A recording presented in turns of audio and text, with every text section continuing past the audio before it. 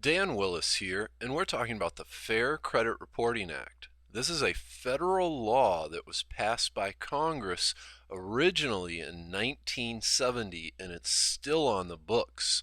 This federal law gives you the right to dispute any, I repeat, any item on your credit reports. It also requires the credit bureaus to investigate your dispute. Unfortunately, lobbyists and many of the credit bureau's big money has influenced lawmakers. Now, the credit bureaus are given the right to first decide if your dispute is valid or invalid.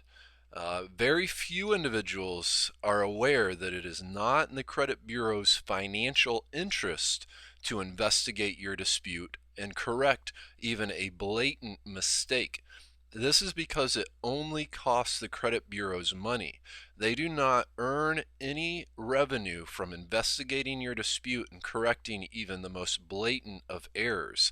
This is why they are so reluctant to investigate consumer disputes, and a big reason why they spend so much money with lobbyists every single year in Washington in order to influence federal laws. That's just the black and white of this situation. The credit bureaus are not there to work with you. They are not there to fix even blatant mistakes because it costs them money. It costs them money that is otherwise profit.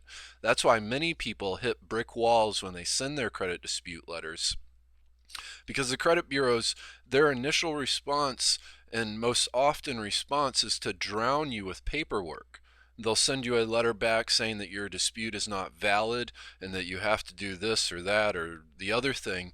And if you have one item, let's say just as an example, you have a charged off credit card on your Equifax credit report, your TransUnion credit report, and your Experian credit report, you have to dispute all three of those credit bureaus separately.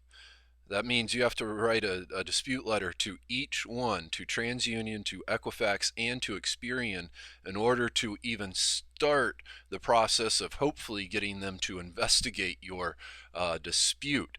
And many folks are unaware of the fact that the credit bureaus have been fined time and time and time again by the Federal Trade Commission, part of our government, for not complying with regulations, for not following the law. The credit bureaus are private, for-profit businesses. They are not a part of our government. This is why many folks will turn to a professional to get professional credit repair help. And this is something that was shared with us in confidence, and I can't really reveal the sources of it, unfortunately. I wish I could, but from our understanding and from what one individual shared with us who works within this industry a lot, one specific credit repair company actually works with one specific credit bureau.